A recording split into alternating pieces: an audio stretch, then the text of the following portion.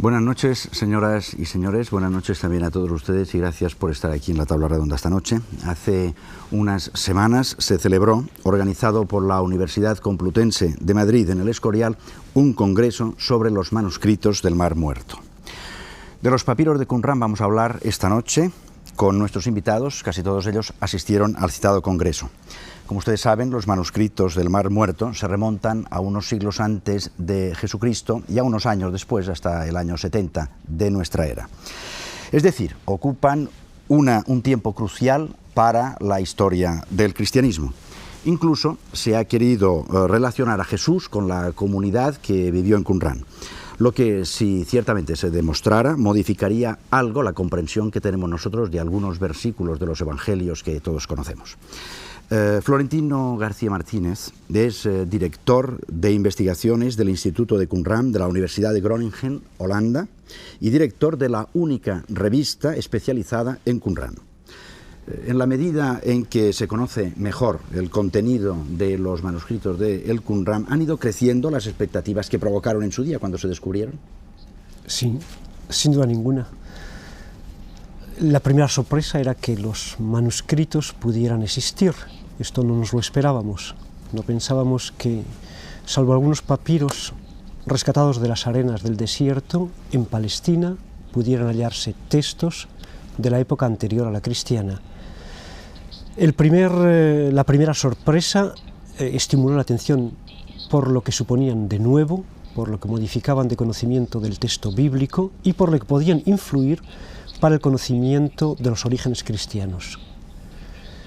Cuando los primeros textos fueron publicados y traducidos, se vio que estos textos aportaban mucho más, que su interés no estaba centrado solo en descubrirnos lo que podía haber sido el cristianismo que nacía, sino que nos enseñaban todo aquello que nosotros ignorábamos sobre el judaísmo de los primeros siglos. Y cuantos más textos se descubren, más grande se nos aparece nuestra ignorancia. En este sentido, cada brizna de texto que se recupera nos descubre nuestras lagunas y nos las llena un poquito. No solo lo que ya ha sido publicado, sino lo que todavía queda por publicar, sobre todo de la Cueva 4, supone un cambio completo en nuestro conocimiento de lo que era el judaísmo de siglos II antes, hasta la época de la destrucción romana, y al descubrirnos cómo era este judaísmo, nos permite comprender cómo en él, y solo en él, pudo nacer el cristianismo. Por eso, cada texto que aparece es una aportación realmente nueva. Julio Trebolle Barrera es profesor del Departamento de Hebreo y Arameo de la Universidad Complutense de Madrid. ¿Qué decir sobre la autenticidad? Porque supongo que cuando se descubren unos manuscritos de esta categoría, pues lo primero que se intenta es averiguar si realmente son auténticos o no.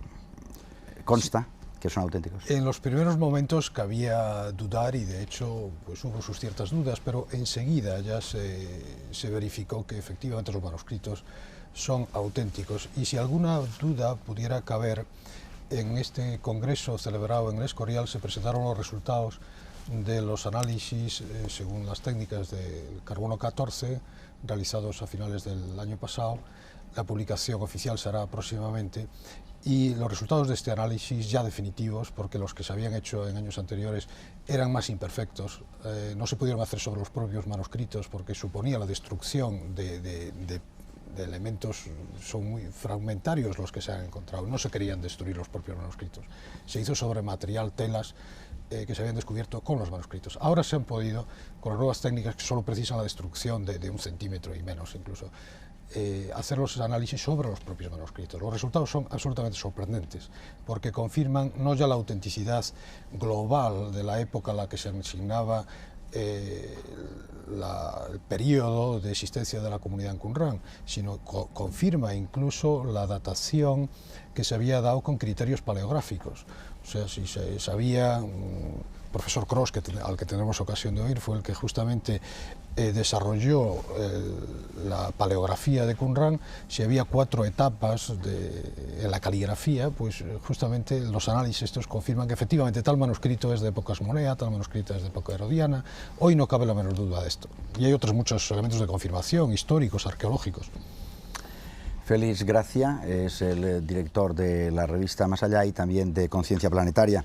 El otro día me estaba contando la impresión que le causó el lugar, Qumran, junto al Mar Muerto. Yo creo que los telespectadores agradecerían que me volvieras a repetir un poco esa impresión que humanamente produce el lugar. Las impresiones son absolutamente subjetivas, de manera que yo puedo experimentar una reacción al visitar aquello y otras personas pueden no sentir nada o sentir unas cosas distintas. Pero en general yo puedo hablar no solamente de mi impresión, sino del grupo de los que íbamos, y todos reaccionamos de una manera parecida. El lugar aquel es impresionante, impresiona. Uno tiene la certeza absoluta cuando llega allí de que está en un centro de poder, en un lugar mágico, en el mejor sentido. Y todo ello no solamente porque la orografía del lugar pues tan desolada, tan desértico, contribuye a esta reacción, a esta percepción, sino sobre todo porque cuando llegamos a este sitio no nos presentamos como un turista, sino más como un visitante que va a ver un determinado lugar, sino que vamos con una carga cultural en nuestro recuerdo, en nuestro inconsciente muy grande. Sabemos, aunque en ese momento no lo estemos pensando, sabemos que a unos pocos kilómetros está Jericó, probablemente la ciudad más antigua del mundo de las habitadas, a la que se le atribuye una antigüedad de alrededor de 9.000 años. Que a 4 o 5 kilómetros o 10 de allí, donde desemboca el río Jordán en el Mar Muerto, fue bautizado Jesús, que aquel era el territorio, el escenario por donde predicaba Juan el Bautista, que Jesús, después de ser predicado, se retiró a una montaña que está allí mismo, donde estuvo aislado durante 40 días, y de ese retiro salió transformado, salió convertido en el Dios que inició su vida pública. Y uno sabe también, en su inconsciente lo lleva guardado, que aquel es el escenario del asentamiento y de la tragedia de la comunidad esenia, que murieron pues, pasados por las armas por los ejércitos romanos. Y cuando llegas allí, yo creo que todo esto produce una reacción interna, una especie de vocación inconsciente que te hace experimentar esa sensación, esa sensación que parece que estás en el interior de un templo. La gente habla muy bajo, muy despacio, y el comportamiento es de absoluto respeto, es como si estuvieras en una iglesia, realmente como si estuvieras en una iglesia. Pues introducidos con estas palabras, vamos nosotros a ofrecerles más datos sobre el descubrimiento de Qumran. Vamos a verlo. En 1947 se descubrieron en los alrededores de Qumran, en la orilla occidental del Mar Muerto, varias cuevas que contenían manuscritos, generalmente en forma de rollo. Cuenta la tradición que un pastor que cuidaba de su rebaño en las laderas de los montes de Judea salió en busca de una cabra y encontró en unas grutas unas vasijas de barro que encerraban diversos manuscritos. Estos textos se remontan al período que va desde el siglo III a.C. hasta la destrucción de Jerusalén por los romanos en el año 70 después de Cristo. Y están agrupados por temas: las reglas de la comunidad o manual de instrucciones para el maestro de la orden, temas poéticos y de sabiduría, interpretaciones de la Biblia y varias composiciones. Los hallazgos se sucedieron hasta 1960. Arqueólogos y beduinos se dedicaron de forma exhaustiva a la búsqueda de pergaminos por las numerosas cuevas de la región occidental del Mar Muerto. La primera cueva proporcionó gran cantidad de manuscritos. Hasta el momento actual se han encontrado manuscritos y objetos diversos en 11 cuevas. En la primera, los hallazgos más importantes fueron un libro completo del profeta Isaías, las reglas de la comunidad de Qumran, la guerra de los hijos de la luz contra los hijos de las tinieblas y los pesharim o comentarios de textos proféticos. En la cueva tercera se halló el famoso rollo de cobre con la descripción pormenorizada de la ubicación del tesoro, real o utópico, de la secta. En la cueva cuarta se encontraron entre 15.000 y 40.000 fragmentos de manuscritos, de los que hasta la fecha se han podido recuperar unos 520 textos, de los cuales 157 corresponden a libros bíblicos. En general, los manuscritos están escritos en hebreo y en arameo, aunque se han encontrado algunos en griego.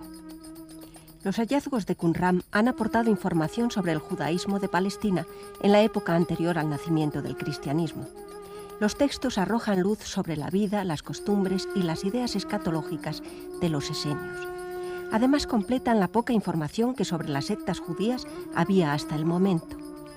Las excavaciones realizadas en la zona del Qumran han dejado al descubierto las ruinas de un monasterio, varios edificios comunes con grandes cisternas que pudieron servir de piscinas y una necrópolis con más de 1000 tumbas. Algo más al sur, en los restos de la fortaleza de Masada, último reducto del ejército de celotas, autoinmolados ante el asedio de las huestes romanas, se realizaron asimismo excavaciones en los años 1963 y 1965, que permitieron recuperar una gran cantidad de escritos, entre los que sobresalen fragmentos del Génesis, del Levítico y numerosos salmos. Una comisión internacional de expertos investigadores trabajan permanentemente en el estudio de los manuscritos para su posterior publicación. Los textos se exhiben actualmente en los Museos del Libro y Rockefeller, ambos en Jerusalén. Julio Trebolle, hay algo que sorprende, porque cada vez que se habla de los manuscritos del Qumran parece ser, o del descubrimiento, que es algo que se ha descubierto hace unas semanas, 2 días, 4 días, porque cada vez que se habla de esto parece una novedad, ya hace más de 40 años, sin embargo, que se ha hecho ese descubrimiento. ¿Qué pasa? ¿Que hay muchas dificultades para su edición? ¿Las instituciones no colaboran? Bueno, son muchos manuscritos los que hay que publicar, sobre todo divididos en una innumerable cantidad de fragmentos, y al principio se publicaron los grandes manuscritos, que en algún sentido eran los más fáciles de publicar, los que hemos visto en pantalla muy bien escritos. Después vino tal vez un periodo que una vez que con una imagen tal vez se come algo hay que digerirlo y no atragantarse, o sea, vino un periodo de estudio y cesó tal vez un poco el ritmo de edición. Y en estos últimos años se ha recuperado este ritmo y por eso están surgiendo nuevos manuscritos, pero esto pasará durante algunos años, no es posible el publicar todo, ni es conveniente. Pero a usted no le parece que debería, por parte, por ejemplo, de la Iglesia cristiana, católica, tener más interés, saber realmente acelerar en lo posible estos estudios, bueno, o por parte incluso del pueblo judío? Sí, no creo que tengan poder para ello, en el sentido de que desde el principio se constituyó una comisión internacional muy mixta, muy internacional, muy interconfesional, y es un poco la responsable de ello. Por parte de las autoridades israelíes, si cabe, pues sí pueden tener más acceso a ello y están un poco en estos últimos tiempos acelerando el proceso de edición. Las dificultades, yo creo, son más bien de la propia materia, de los académicos, en el sentido de que se siente uno absolutamente desbordado por el enorme puzzle, de manera que cualquier nuevo manuscrito que se publica influye sobre los demás, y eso hace que se ralentice mucho el ritmo, porque todo el mundo está a la expectativa. Incluso se han cometido a veces errores crasos y nadie quiere cometer un error nuevo. Son muchísimas las razones que justifican algo a lo mejor injustificable. Nos están explicando un poco lo apasionante que es la investigación, se está entrando en esto. Vamos ahora a entrar directamente en el contenido de los manuscritos, de la revolución que pueden suponer, y nos lo dice Frank M. Cross, que es de la Universidad de Harvard, profesor de la Universidad de Harvard. One of the important results of an archaeological revolution. Uno de los resultados más importantes en la revolución arqueológica comenzada a principios de siglo es la recuperación de la religión de la gente que vivió en Israel y sus alrededores, y de la gente que existía antes de la cristalización del Estado de Israel. Hemos aprendido que la religión israelita puede ponerse en línea continua con su pasado. Esto no es sorprendente. Vivimos en una continuidad histórica y lo que es especialmente interesante para los estudiosos son tanto los aspectos de la religión que son continuos. Por ejemplo, la religión cananea, que aún sobrevive dentro de la israelita, y el contraste de cómo la religión israelita reaccionó contra esta intrusión y se transformó a sí misma. Básicamente, la religión cananea se desenvuelve en lo que yo llamaría un ciclo mítico en el que existe un Dios que muere y resucita y un Dios guerrero y divino que venció al caos y a los enemigos de la vida. Cuando nos movemos por la religión de Israel, encontramos sentido no en un reino mítico natural, sino el reino histórico que yo llamo épico, historia épica. Esta historia épica no está totalmente divorciada de su pasado mítico. aún es el guerrero divino israelí quien vence a sus históricos enemigos en el mar, como el antiguo dios cananeo quien venció al mismo mar. Entonces, el guerrero divino dirige a sus herederos donde luego construye un templo y se establece el culto. Hasta cierto punto, los antiguos modelos de vida cananeos aparecen allí. Los elementos se encuentran allí. Sin embargo, la fe de los israelitas es una nueva fe histórica en la cual prevalece la justicia y la rectitud, lo sagrado de los pobres y la condenación de los poderosos y opresores, caracterizada por la fe. Vemos la continuidad histórica en las antiguas religiones y la israelita, lo que significa que podemos interpretar con mayor facilidad su significado. Luis Vegas Montaner es el profesor del Departamento de Hebreo y Arameo de la Universidad Complutense de Madrid. ¿Cuál sería la relación que hay entre el Antiguo Testamento y Qumran? Bueno, la primera respuesta directa es que en Qumran se han descubierto bastantes manuscritos del Antiguo Testamento, hablando grosso modo en torno a una cuarta parte de los manuscritos y escritos allí descubiertos son bíblicos. El resto son otro tipo de escritos apócrifos, propios de la comunidad, etc. Para el Antiguo Testamento tiene una enorme importancia los descubrimientos de Qumran. Si tenemos en cuenta que antes de estos descubrimientos solo contábamos con Biblias del siglo X y que el único fragmento antiguo del siglo II a.C.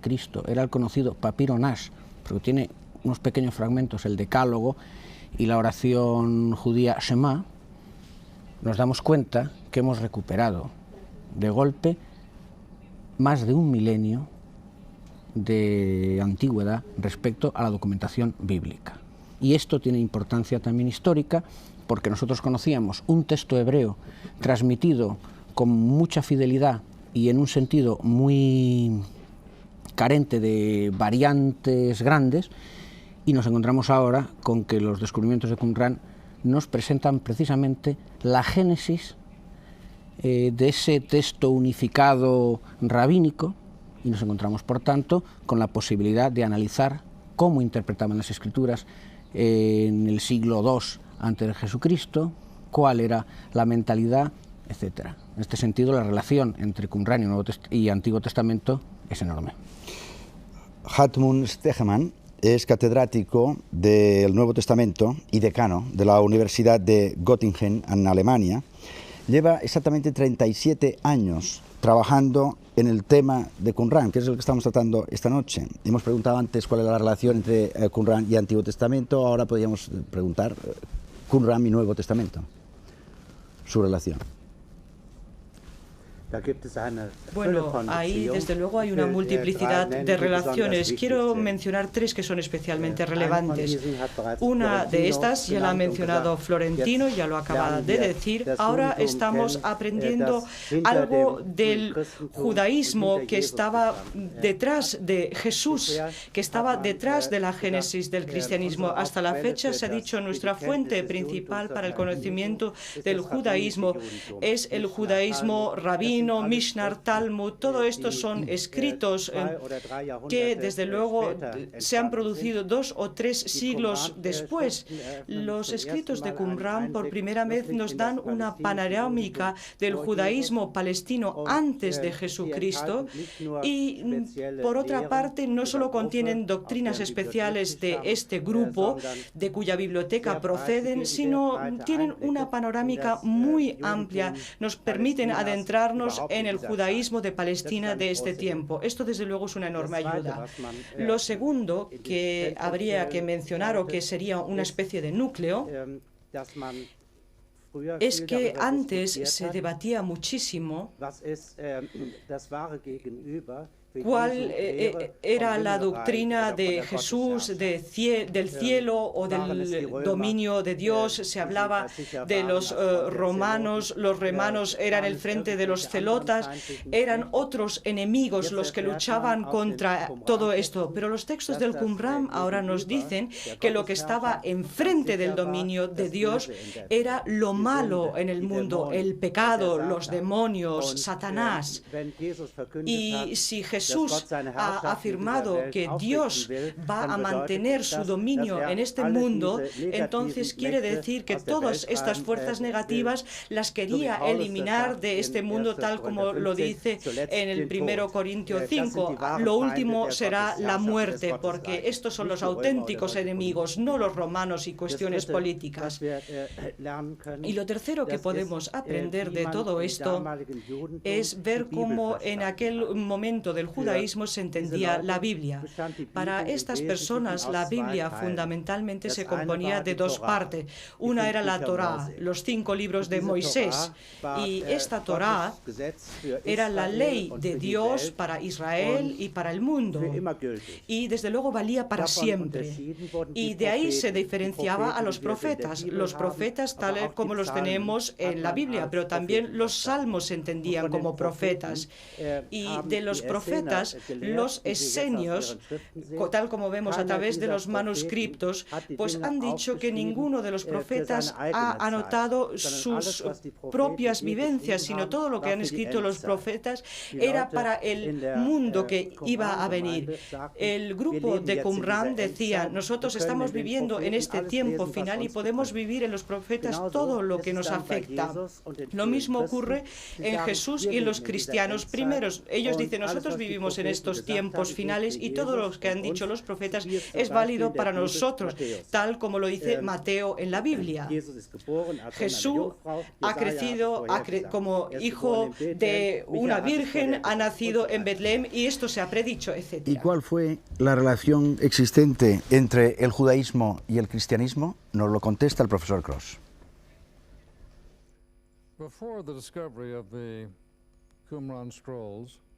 Antes del descubrimiento de los manuscritos del Qumran, dependíamos para nuestros conocimientos de la información relacionada con el judaísmo antes de la era cristiana, de fuentes posteriores que contaban la historia o de las últimas fuentes bíblicas tardías. Solo teníamos información fragmentada de esta era. Existían algunas fuentes griegas, historiadores greco-judíos, de los que obtuvimos importante información. Pero de pronto, con la biblioteca del Qumran, teníamos una biblioteca religiosa de exactamente el periodo anterior a la aparición del judaísmo normativo, del judaísmo rabínico y del cristianismo ortodoxo, del periodo que va desde el 200 hasta la caída de Jerusalén en el 70. Lo que más nos impresiona es la riqueza del judaísmo durante este periodo. Una vez más, el historiador que quiera escribir sobre continuidad y de cómo se desarrollaron las cosas cuenta con recursos con los que jamás contó anteriormente. Este material muestra que el judaísmo durante este periodo era infinitamente más rico de lo que nunca nadie imaginó. Ciertamente podemos percibir cómo tanto el cristianismo, como desarrollo normal de ese judaísmo, y el judaísmo normativo son el desarrollo continuo de esta rica métrica. Esto lleva al cristianismo y al judaísmo a un contacto más cercano cuando nos remontamos a sus orígenes. Esto es muy apasionante para el historiador y también debiera ser revelador para el cristiano y para el judío. Luis Vegas, dice el profesor que es apasionante descubrir esta relación entre el judaísmo y el cristianismo. ¿Qué diferencias fundamentales habría entre ambos formas de pensar? Si nos remontamos al momento justo de los comienzos del cristianismo y concretamente a la creencia inicial en que el Mesías ha llegado ya y que es Jesús de Nazaret, podríamos decir de una forma directa que esta es la única diferencia esencial entre el judaísmo oficial o distintos grupos judíos en la época de Jesucristo y el grupo judío cristiano. Sobre esta diferencia inicial basada solo en este punto, importantísimo, pero solo en este punto, se fue progresivamente produciendo una separación histórica. El primer jalón de esta separación lo encontramos en la presentación del mensaje cristiano por parte del apóstol Pablo, ya con una mentalidad diferente a lo que hubiera sido esperable en un cristianismo vinculado exclusivamente a la cultura judía, y luego ya, posteriormente, con el paso del tiempo, todos conocemos cómo ha habido cada vez más diferencias históricas. Entre unos y otros, sí. Recordemos la situación político-social de Israel en los tiempos de Jesús, con estas imágenes. Desde sus orígenes, el pueblo de Israel se vio perseguido y dominado por una u otra nación. En raras ocasiones y por un corto periodo de tiempo, logró la soberanía política. Fueron dominados sucesivamente por caldeos y asirios, formaron parte del imperio persa y más tarde del macedonio. Posteriormente estuvieron sometidos a los sirios y a los egipcios. En el año 37 a.C. se estableció en Judea la dinastía herodiana bajo la soberanía de Roma. En la época del nacimiento de Jesús, reinaba en Palestina Herodes el Grande, a cuya muerte se dividió el país entre sus hijos. Arquelao reinó en Judea y Samaria. Herodes Antipas heredó Galilea y Perea, y Filipo la Traconítide. En Palestina, donde la mayoría de los habitantes eran de raíces israelitas, vivían alrededor de 1,5 millones de judíos repartidos por igual entre Judea y Galilea. El número de judíos de la diáspora, repartido no solo por el mundo helénico y romano, sino también fuera de estas fronteras, podría ser entre 5 y 6 millones. Las colonias más importantes estaban en Mesopotamia, en Siria y en Egipto. El mundo judío no tenía, pues, una unidad geográfica, pero sí, en cambio, una unidad étnica y religiosa, cuya unión se mantenía por el doble lazo de la sangre y de la fe en un solo Dios. Todos los judíos tenían su corazón puesto en Jerusalén, metrópoli religiosa y nacional. Contribuían con su ofrenda a los gastos del culto celebrado en el templo. Y todos se levantaban con el mismo entusiasmo para defender los intereses espirituales y materiales de la nación cuando se veían amenazados. Samaria era considerada una región aparte, porque la mayoría de la población era mezcla de judíos y paganos. Los judíos despreciaban a los samaritanos hasta el punto de evitar pasar por su territorio en su peregrinaje hacia Jerusalén. Por esta causa, según cuenta el Evangelio de San Juan, se asombra a la samaritana cuando Jesús se acerca y le pide de beber. ¿Cómo tú, siendo judío, me pides de beber a mí, mujer samaritana?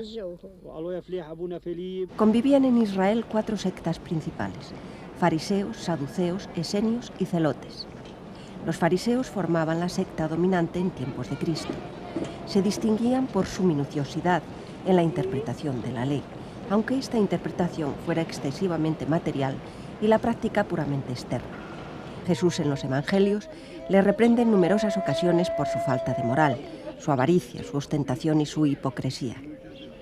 Los fariseos esperaban el reino de Dios y el reino del Mesías, que impondría en el mundo la ley de Moisés y la hegemonía de Israel. La secta de los saduceos constituía la aristocracia y el partido sacerdotal con claras inclinaciones políticas. En lo religioso se atenían, en lo que concierne a la letra y al espíritu, a las prescripciones de la Torá, que a sus ojos era la única regla de la creencia y la conducta moral. El rasgo fundamental de los esenios lo constituía, según Flavio Josefo, el carácter monástico. Hasta las excavaciones de Khirbet Qumran apenas se tenía noticias de su existencia. Observaban estrictamente la ley de Moisés y se dedicaban a estudiar y copiar las escrituras.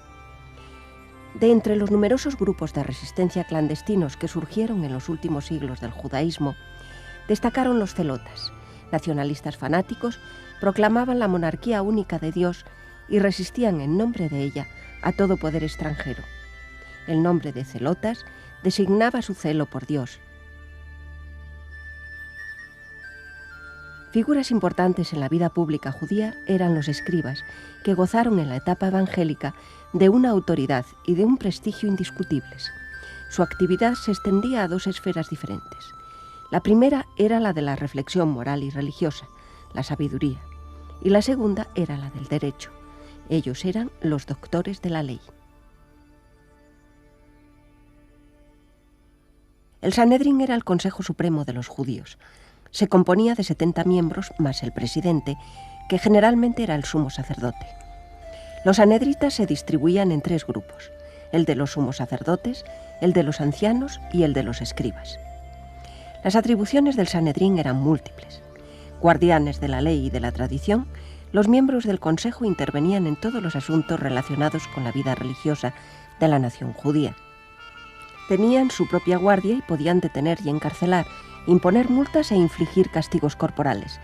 Sin embargo, aunque tenían autoridad para sentenciar a muerte, la sentencia no podía ser ejecutada hasta haber sido ratificada por el representante de Roma. En este ambiente de tensiones y violencia, de divisiones internas y de odio a los paganos, actuaba y vivía Jesús de Nazaret. Florentino García Martínez, de la secta de los esenios, ¿cuáles podrían ser sus orígenes? Ya sé que hay muchas discusiones al respecto, pero ¿cuál es su postura? Yo estoy convencido que los orígenes ideológicos, por llamar de alguna forma, las raíces de este grupo judío, que es muy bien descrito por los historiadores, tanto por Flavio Josefo como por Filón, Plinio el Viejo, etc. Los orígenes ideológicos se sitúan en una época más antigua de la que pensábamos.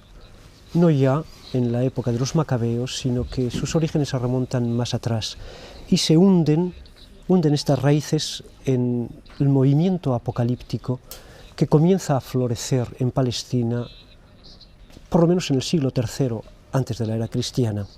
Los textos de Qumran nos han probado que los apocalipsis más antiguos, los apocalipsis de tipo cósmico, tienen una datación anterior a la revuelta antioquena, los problemas antioquenos y a la revuelta macabea. Yo creo que el movimiento esenio tiene ahí sus orígenes, los orígenes ideológicos. Por una parte entroncan con la gran tradición bíblica heredera de la corriente profética y de la corriente sapiencial que se funden en esa corriente apocalíptica, y es ahí donde tienen sus raíces. De este grupo esenio, que era muy diversificado, por otra parte, porque el mismo Flavio Josefo nos dice que había al menos 2 clases distintas, los que vivían célibes y apartados y aquellos que vivían en todas las ciudades. De este movimiento esenio, que debemos pensar como un movimiento amplio más que como un partido estructurado y cerrado, a un cierto momento se secciona, rompe con él el grupo que marcha a Qumran. El grupo cuya biblioteca hemos encontrado, el grupo del cual sabemos mucho más de lo que sabemos del movimiento padre, como es el movimiento esenio, o de aquella tierra fecunda en la que tiene sus raíces, que es la tradición apocalíptica. Sí. Helmut Stegmann, ¿cuáles serían las ideas fundamentales de la comunidad de los esenios? Nos han hablado de los orígenes, pues las ideas.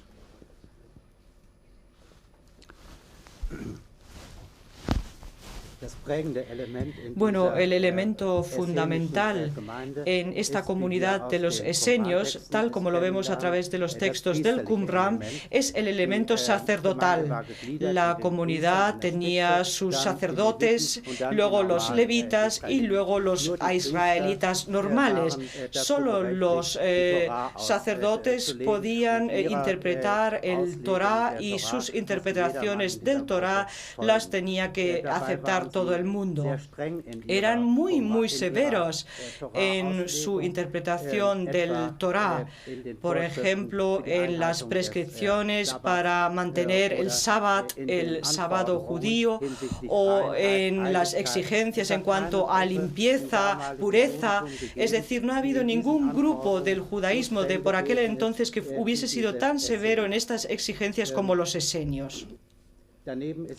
Aparte de esto, es muy importante su consideración en torno al final, al periodo final. Aquí hay una diferencia con otros grupos del judaísmo. Del futuro no solo esperaban un Mesías a tipo de rey, como el rey David, sino esperaban también un Mesías a modo de sacerdote, también esperaban un nuevo legislador a modo de Moisés, es decir, que buscaban una pluralidad de mezclas, mientras que por lo normalmente solo se esperaba a un Mesías rey. Aparte hay otra cosa importante. Las víctimas no rechazaban el templo. Josefo escribe que sí que han realizado determinados cultos en el templo, sí que tenían también un centro doctrinal, tal como lo vemos en notas sobre los esenios, pero desde luego boicoteaban el culto de las víctimas porque pensaban que los sacerdotes no zaloquíticos, los sacerdotes asmoníticos, hacían ilegítimo el culto, y de estos tiempos finales esperaba que Dios pues eliminaría a estos malos sacerdotes y permitiese un culto bueno. Y como última característica quiero mencionar que tenían un calendario diferente. En comparación con el resto de los judíos, seguían el calendario solar con 364 años al día. Tenía 52 semanas exactamente, y por tanto no podía haber un sábado y seguido un día festivo. Los demás judíos hasta la fecha pues seguían un calendario lunar, pero esto quiere decir que debido a los diferentes calendarios en la vida cotidiana estaban muy separados de los demás. Y Félix Gracia, para ti, ¿cuál sería el rasgo principal que a ti te ha sorprendido de la comunidad? Yo suscribo los rasgos que ha explicado el profesor Stigman. Matizaría, no obstante, que para los esenios, por lo que yo he podido descubrir en ellos, no estaban de acuerdo, por supuesto, con la espiritualidad que el pueblo judío reconocía al templo. Ellos no ofrecían culto al templo, por el contrario, creían que estaba impurificado y que era necesario purificar. Ellos no aceptaban el sacrificio de animales, por ejemplo, y entendían que el único reducto santo que existía en aquella época era precisamente el monasterio que ellos regían, que ellos ocupaban en Qumran, y que el único sacrificio que se podía hacer, el único sacrificio válido, era precisamente aquel que inmolaba toda la vida, que consideraba la vida como una entrega dedicada a la búsqueda de Dios. Pero en cualquier caso, para mí, el rasgo más característico de esta secta tiene que ver con el sentido de la alianza. El pueblo judío, como sabes, ha estado siempre marcado por el sentido de la alianza con la divinidad. Y este pacto se renovaba de tiempo en tiempo y lo suscribía siempre el que era el guía del pueblo, desde Noé hasta Moisés, Abraham. Todos ellos son artífices de un pacto, de una alianza nueva, renovada con la divinidad. La divinidad otorgaba unas bendiciones a cambio del cumplimiento de un nuevo precepto por parte del pueblo, que siempre resultaba vulnerado, y se establecía una nueva alianza.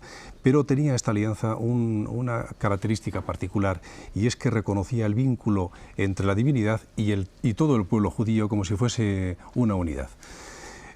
Sin embargo, a partir del siglo VI, y tal y como se recoge en unas palabras del profeta Jeremías, atribuidas naturalmente a palabras que transmite a través de él el propio Yahvé, dice Yahvé: yo pondré mi ley en su interior y la escribiré en su corazón. Yo seré su Dios y el pueblo serán mis hijos. Y a partir de esas palabras, a partir de ese nuevo sentido de la divinidad que surge en el siglo VI, aparece una inspiración que es la que alumbra, creo yo, a la secta esenia, y ellos transforman ese sentido de la alianza de todo el pueblo con Dios en otro tipo de alianza con un Dios distinto, un Dios convertido en semilla que anida en el corazón y que cada uno tiene que pactar libremente con ese Dios interno. El compromiso de la nueva alianza, tal y como ellos lo entendían, tenía que ver entonces con el desarrollo de esa semilla para que se convirtiera en árbol frondoso del que surgieran frutos después. Ese es para mí el rasgo más característico. Este reportaje que vamos a ver ahora nos acerca aún más a las costumbres de la comunidad de Qumran. El agitado ambiente político de la Palestina evangélica propició la división de la casta sacerdotal en tradicionalistas y helenizados. Esta última tendencia suscitó la oposición de los asideos o piadosos. Enemigos de la casta sacerdotal imperante y del culto del templo, fundaron una especie de orden monacal, los esenios, en las proximidades del Mar Muerto, en el lugar llamado Qumran. Hasta el hallazgo de los textos de Qumran, se sabía de la existencia de los esenios por los escritos del historiador judío Flavio Josefo, de Filón y de Plinio, ya que ni en el Antiguo ni en el Nuevo Testamento se les menciona. Plinio el Viejo los describe como un pueblo único en el mundo entero, que vive sin mujer, sin amor, sin dinero y en compañía de las palmeras. Se cree que la comunidad esenia tenía unos 4.000 miembros, aunque la mayoría vivía en ciudades y en campamentos mezclados con la gente común.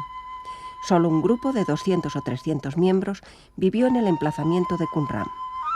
En este lugar, hacia el año 130 a.C., construyeron un monasterio que fue ocupado por sacerdotes célibes, mientras que otros esenios casados vivían en los alrededores. Era preceptivo el amor fraterno entre sus integrantes y el odio a los extraños, y la comunidad de bienes era obligatoria. Se regían por un calendario solar, en oposición al resto de los judíos que se guiaban por el calendario lunar. Los esenios se consideraban los elegidos de Dios, el único Israel. El centro de la espiritualidad lo ponen en la observancia estricta de la ley de Moisés, que se concreta en la propia comunidad. Puesto que consideraban ilegítima la casta sacerdotal de su tiempo, sostenían que el templo era impuro y que los sacrificios carecían de valor. Para los esenios, el templo es la comunidad. Aunque existían diferencias entre sacerdotes y laicos, los preceptos de pureza sacerdotal fueron obligatorios para todos los miembros del grupo. El guía espiritual era el que en los textos se llama maestro de justicia. Como judíos practicaban la circuncisión y una estricta vigilancia en torno a los alimentos y a la higiene corporal. Los esenios se daban un baño ritual antes de las comidas y nunca tomaban alimentos preparados por personas ajenas a la comunidad. Se llamaban a sí mismos hijos de la luz, mientras los demás, incluidos los judíos, eran los hijos de las tinieblas. En el año 31 a.C., un terremoto destruyó el primer monasterio, que posteriormente fue reconstruido.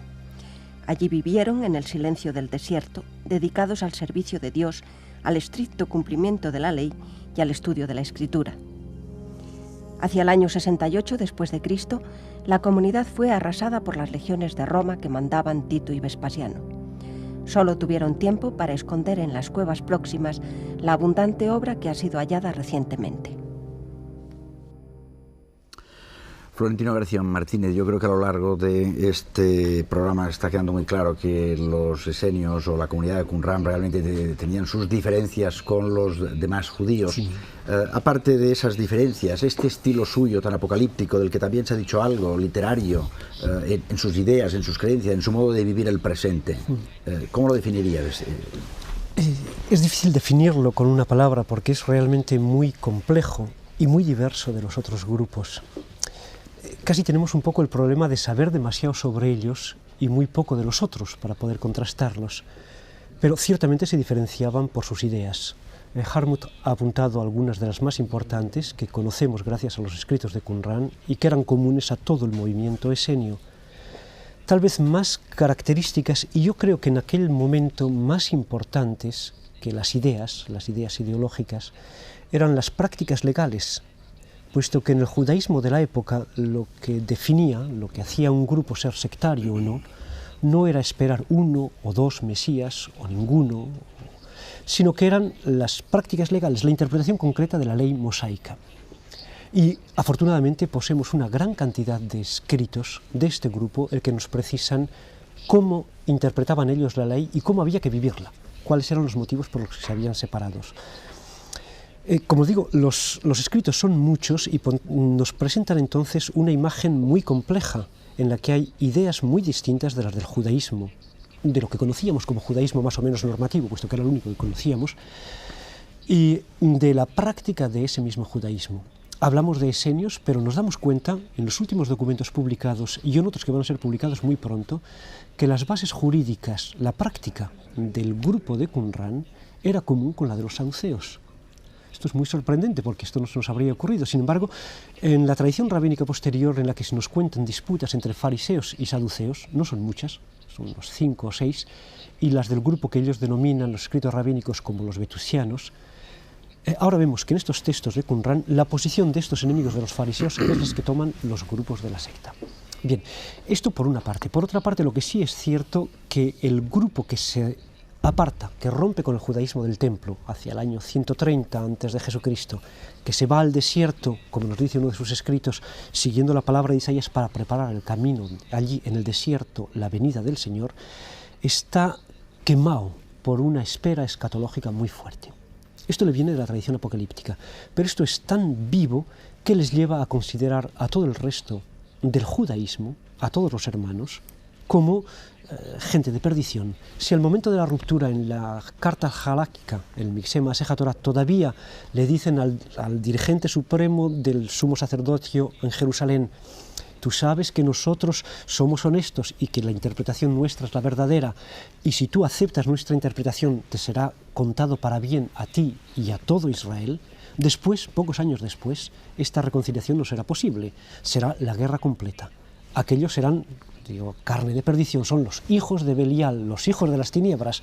Quiere decirse, esta espera se va agudizando en esa vida en el desierto hasta llegar a considerar todo el resto del pueblo elegido como no elegido. Al hablar, antes hablaba de la nueva alianza, de la Berit Hadashah, que es una constante continua, pero es muy curioso que en los escritos suyos todo el resto judío, participante de la alianza con Abraham, de la alianza después de tipo mosaico, queda reducido. Son ellos contra todos los demás. Pues esta tendencia, y esto les viene esto indudablemente les viene de la tradición apocalíptica en las que ellos han hundido sus raíces. Se están diciendo esta noche muchas cosas muy interesantes. ¿Se podría llegar a decir si el cristianismo fue la continuación de los esenios? Lo digo porque Harnack dice que el cristianismo es un esenismo que logró el éxito. Sea de esto lo que fuere, ¿cuál fue la contribución de Qumran al nacimiento del cristianismo? Nos lo responde el profesor Cross. In the press and in popular documents, en la prensa y documentos populares se ha hablado mucho sobre la contribución de los manuscritos del Qumran para la comprensión de la primitiva cristiandad. Y ha habido intentos de ver a la cristiandad como fuertemente influida por sectas esenias. Ellos fueron los que produjeron la biblioteca del Qumran. Esto es excesivo. En muchos aspectos, el movimiento cristiano, déjeme decir, cristianos primitivos, se acerca más a los fariseos que a los esenios. Los fariseos fueron los ancestros del judaísmo normativo. Por otro lado, el judaísmo sectario, que vemos tan ricamente documentado en los manuscritos de Qumran, pertenece a la propia atmósfera del ambiente inmediato precristiano. Las principales figuras del Nuevo Testamento, Jesús, Juan el Bautista y demás, vivían en este ambiente, y cualquiera que fuese inteligente y religioso conocía el medio. Por lo tanto, vemos frecuentemente en el Nuevo Testamento cosas en contra de las que aparecen en Qumran, y por otro lado, vemos también continuidades en las que existe una fuerte influencia de lo que yo llamo judaísmo apocalíptico. ¿A quién se enfrentó en su tiempo Jesús de Nazaret? Es una pregunta que se la hago a Luis Vegas. Bueno, realmente sobre un programa de Qumran, esa pregunta parece tener subyacente la idea de un contacto entre Jesús de Nazaret y la comunidad de Qumran, que es un tema realmente bastante debatido, aunque la opinión a la que yo me adhiero es la inexistencia de un contacto directo entre Jesús y la comunidad de Qumran. Realmente podremos decir que Jesucristo, y lo dice en su propio programa, que no ha venido a cambiar ni una sola yod, es decir, la letra más pequeña del alfabeto hebreo, no ha venido a cambiar ni una sola yod de la Biblia, cumple con la preceptiva establecida en el judaísmo. en contra de la opinión generalizada hace tiempo de que Jesucristo había venido a cambiar las Escrituras. No, él realmente cumple. Y si no, un hecho histórico evidente es que hubieran encontrado argumentos suficientes para haberle aplicado la ley judía y castigarlo a muerte si alguna vez hubiera realmente profanado el sábado. Si no lo lograron es que él supo tratar muy bien la ley de forma que no fuera sorprendido vulnerándola. Lo que Jesucristo realiza, en mi opinión, es una revolución desde dentro, viviendo un judaísmo profundo, pero cambiando radicalmente el esquema de valores, y donde el fariseísmo imperante, que daba una enorme importancia al cumplimiento escrupuloso de muchos preceptos, él presenta como más importante el precepto del amor al prójimo. En definitiva, que es más importante el amor al prójimo, preocuparse por los demás, que cumplir las normas. No va en contra de las normas, pero sitúa por delante del amor. Esa podríamos decir que sería entonces su lucha contra el judaísmo oficial de la época. Profesor Stegman, ¿hubo o no hubo esa relación de Jesús, o Juan Bautista tal vez, con Qumran?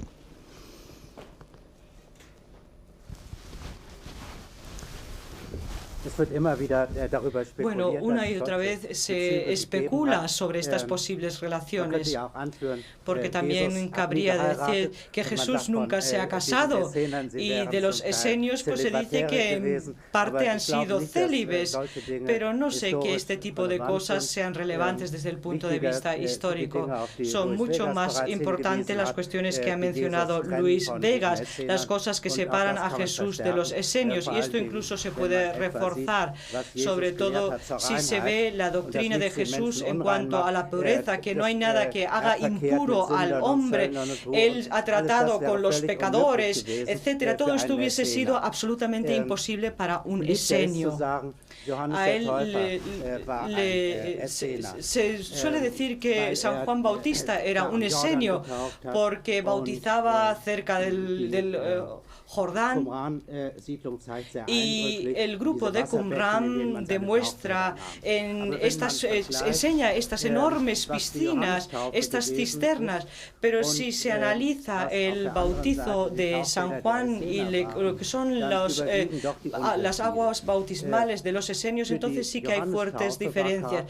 Para el bautismo de San Juan era característico que uno era el que bautizaba tal como lo hacen ahora los cristianos, mientras que en los esenios cada uno se bautizaba prácticamente a sí mismo sumergiéndose en el agua, es decir, que no había nadie que bautizaba, no había la figura del bautista, y los esenios al menos pues tenían que bañarse todos los días antes de todas las comidas, y también en muchas otras ocasiones se ve, y el bautismo de San Juan era único.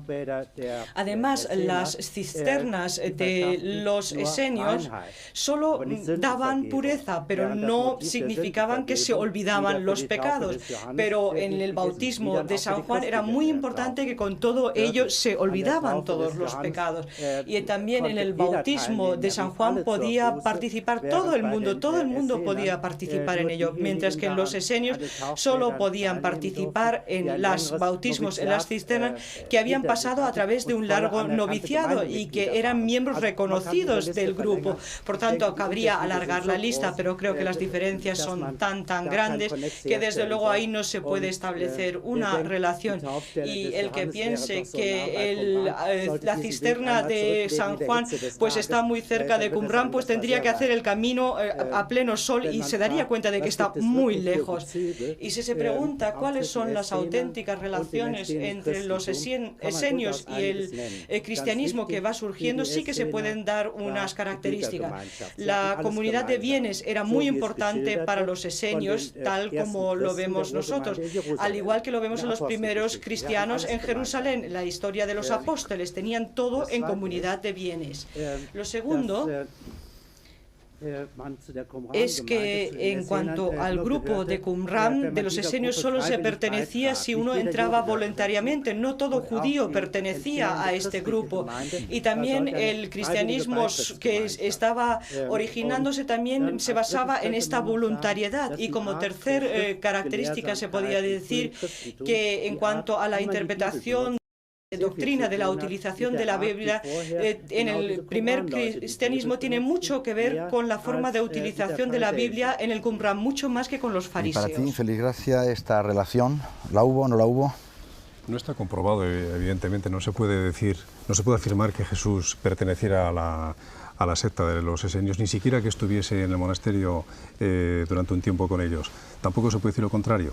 Sin embargo, yo lo que reconozco es que hay un parecido. Hay muchas diferencias, como ha dicho Estiban, es cierto, todo eso, sobre todo diferencias de tipo formal, pero hay un parecido en la doctrina, en lo esencial de la doctrina, y es que ambos coinciden, los esenios y la doctrina de Jesús, en la observación, el reconocimiento de Dios. Dios como una cuestión interna, Dios no es un objeto, no es algo situado fuera con quien se pueda establecer una alianza, una relación objetiva. Dios es algo sentido internamente, y acercarse a Él es recluirse en el silencio del corazón. Jesús, cuando se refería a los demás, a los efectos de la oración, les decía: no hagáis como los hipócritas, que cuando van a orar se sitúan en el centro de la plaza para que todo el mundo los vea. Vosotros, cuando queráis rezar, encerraros en una habitación, cerrad la puerta y en el silencio hablad con vuestro Padre, porque Él está en vuestro corazón. Julio Trebolle, ¿hasta qué punto los hallazgos del Mar Muerto pueden modificar o condicionar unas creencias? Los hallazgos de manuscritos son enormemente importantes en la historia de todas las religiones. En la religión bíblica, justamente la reforma básica se hizo sobre la base del descubrimiento de un manuscrito, que fue la reforma deuteronomística, cuando se descubrió en el templo, estaba emparedado el rollo del Deuteronomio. Y igualmente en la época macabea de la que estamos hablando, al acabar la guerra, pues los macabeos recogen los manuscritos que habían estado en peligro de extinción, y justamente nace un judaísmo sobre la base de esos manuscritos encontrados. Y la historia de la cultura occidental y de todas las reformas religiosas están muy basadas en descubrimientos de manuscritos. Todo el renacimiento cultural europeo del siglo XVI se basa en los nuevos manuscritos que vienen del Oriente, y es la gran novedad. Y el cristianismo, el catolicismo, el luteranismo que surge en ese momento cambian absolutamente el panorama de la historia religiosa de Occidente. Se pasa de la época medieval a la época moderna. Los manuscritos del Mar Muerto. Esta conversación hace 40 años era imposible. Incluso cuando yo me formé hace 20 o 25 años, todas estas preguntas que se hacían aquí incluso se consideraban un poco fuera de lugar. En la figura histórica de Jesús se sabía muy poco de ella. Estudiando la teología budmaniana, que cuando yo me formaba estaba muy en boga, incluso era una pregunta que no tenía sentido. El Jesús histórico no importaba, importaba el Jesús de la fe, el Cristo de la fe. Hoy estamos aquí discutiendo con muchos datos muy precisos. Hablando ya del futuro, sin duda lo que ha cambiado en 40 años, dentro de otros 40 años, sin duda que también la nueva síntesis que surja será mucho más rica. No sabemos cuál será esa síntesis, pero sin duda que será apasionante, muy interesante. Y si no ha cambiado las creencias, porque las fuentes del cristianismo seguirán siendo las mismas, directas, el Nuevo Testamento básicamente y los escritos cristianos, sí la comprensión, las vías de interpretación, el background, la base social e intelectual sobre la que hay que interpretar los escritos del Nuevo Testamento, sí habrá cambiado. Como ha dicho, con muchos datos muy precisos, esta noche hemos hablado, en el fondo, de la búsqueda de la verdad, de la búsqueda de la pureza, de la perfección, de la luz. San Juan escribe en su Evangelio: la luz vino al mundo y las tinieblas no lo recibieron, los hombres amaron más las tinieblas que la luz. Yo no sé si el hombre del siglo XX lo entiende. Los esenios probablemente sí. Buenas noches y hasta la próxima semana en La Tabla Redonda.